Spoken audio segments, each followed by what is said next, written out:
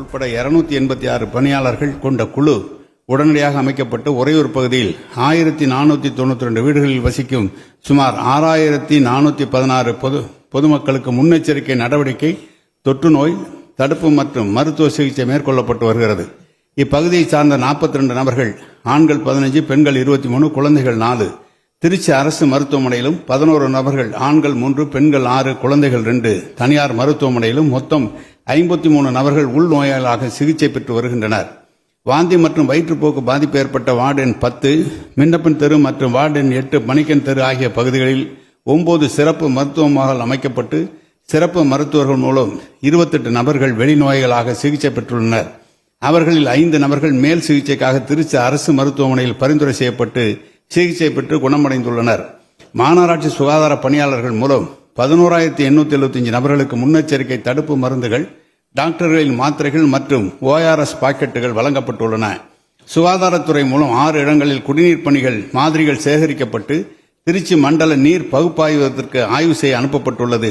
மேலும் 10 கண்காணிப்பு குழுக்கள் அமைக்கப்பட்டு அனைத்து வீடுகளில் நேரடியாக சென்று இப்பகுதி மற்றும் அருகாமையில் உள்ள பகுதியில் உள்ள தீவிர தொற்று நோய் தடுப்பு பணிகள் மேற்கொள்ளப்பட்டு தொடர் கண்காணிப்பில் உள்ளது. திருச்சி மாநகராட்சி வார்டு எண் 10 மின்னப்பன் தெருவை சேர்ந்த பிரியங்கா என்ற 4 வயது குழந்தை 19/4/2025 இறந்ததை தொடர்ந்து அவர் உடல் பரிசோதனை செய்யப்பட்டது. முதல் கட்ட பிரேத பரிசோதனை அறிக்கை மூலம் இவர் வயிற்றுப்போக்கினால் உயிரிழந்தார் என்பதற்கு எவ்வித ஆதாரமும் கண்டறியப்படவில்லை. மேலும் பத்திரிகை செய்திகள் வெளிவந்த 3 நபர்கள் பலி என்ற செய்திக்கு முற்றிலும் பொய்யானது. பாண்டமங்கலம் அகராகரம் சேர்ந்த 90 வயது மூதாட்டி திருமதி லட்சுமி என்பவர் 10 நாட்களாக உடல்நலம் குன்றி 19/4/2025 அன்று இயற்கை எதினார். மேலும் மின்னப்பன் தெருவில் வசிக்கும் திருமதி லதா வயது 53 என்பவர் இதய நோய் பிரச்சனை காரணமாக 18/4/2025 அன்று நள்ளிரவில் நெஞ்சுவலி காரணமாக வீட்டிலேயே உயிர் பிரிந்தது. எனவே 3 பேர் பலி என்பதற்கு ஆதாரமற்ற பொய் செய்தி என்று சமர்ப்பித்துக் கொள்கிறேன். இவ்வயிற்றுப்போற்றுக்கு அருகில் உள்ள கிராம பகுதிகளில் காணப்படுகிறது. இப்பகுதிகளில் நடந்த சித்திரை தேர் திருவிழாவில் உணவு, மோர் மற்றும் குளிர்பானங்கள் அறிந்து பாதிக்கப்பட்டதால் இவ்வயிற்றுப்போக்கு ஏற்பட்டிருக்கக்கூடும். குடிநீர் குழாய்கள் மாநகராட்சி பகுதிகளிலும் கிராம பகுதிகளிலும் வெவ்வேறாக உள்ளதால் குடிநீர் காரணமாக இருக்க வாய்ப்பில்லை.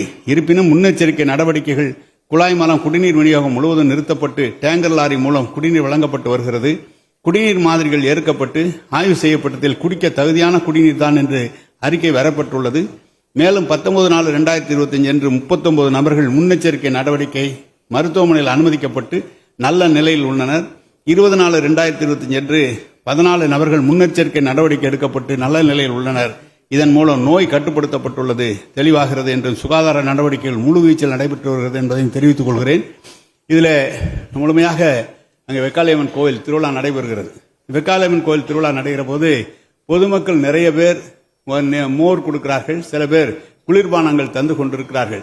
அப்படி தந்த குளிர்பானத்தில தான் சந்தேகம் ஏற்பட்டு அந்த குளிர்பானத்தை மாதிரி சேகரிக்கப்பட்டு யார் அதை வழங்கினார்கள் என்பதை கண்டறிந்து அவர் மீது நடவடிக்கை எடுக்க சொல்லியிருக்கிறோம்.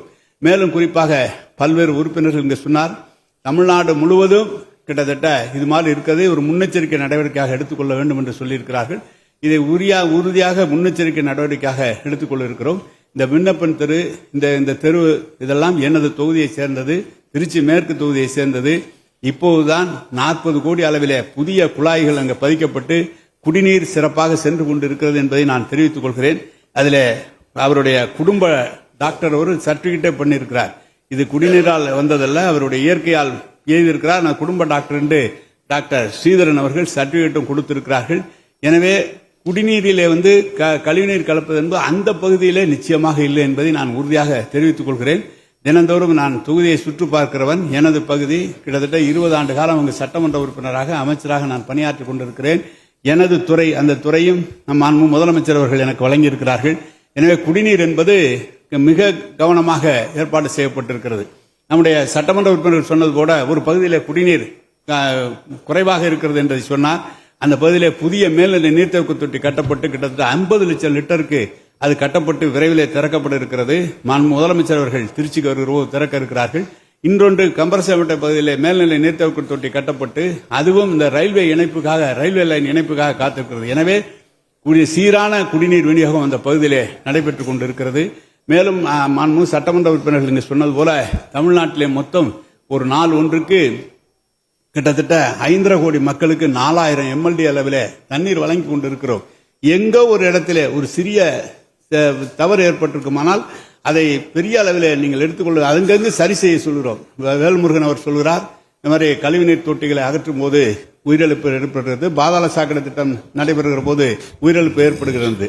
கண்டிப்பாக ஒவ்வொரு இடத்திலும் அதற்காக அனுமதி பெற வேண்டும் என்று அந்தந்த இடத்திலே அதற்கான பாதுகாப்பு கருவிகள் இருக்கிறது. வேண்டுமென்று என்ன நினைக்கிறார்கள், இல்லத்துக்காரர்கள் யாரோ ஒருவரை அழைத்து அவரே உடனடியாக கழிவுநீரை சுத்தம் செய்கின்ற போது அங்கு கேஸ்ல இருக்கிறார்கள். உடனடியாக 15 லட்சம் ரூபாய் அது மாதிரி அவர்களுக்கு நிதி ஒதுக்கி தரப்படுகிறது. அரசு சார்பாகவும் தரப்படுகிறது, தனியார் அந்த கான்ட்ராக்டுக்காகவும் தரப்படுகிறது. செந்தில் பாலாஜி அவர் நம்முடைய பாலாஜி அவர்கள் சொன்னது போல என்ன சொல்கிறார்கள், தனியாக அதற்கென்று ஒரு துறை மாண்பு துணை முதலமைச்சர் அவர்கள் தெரிவித்திருக்கிறார்கள். எதுவும் மாண்பு முதலமைச்சருடைய அனுமதியை பெற்று முழுமையாக எந்த இடத்திலும் பொதுமக்கள் பாதிக்கப்படாத அளவிற்கு நிச்சயமாக அனைத்து நடவடிக்கைகளும் எடுக்கப்பட்டிருக்கிறது. இந்த இதை பொறுத்தளவு இது குடிநீரால் கழிவுநீர் கலக்கப்பட்டதல்ல, நீர்மோர் வழங்கியதும் குளிர்பானம் வழங்கியதால் தான் அந்த பகுதியில் இந்த நோய் ஏற்பட்டிருக்கிறது என்பதை தெரிவித்துக் கொள்கிறேன்.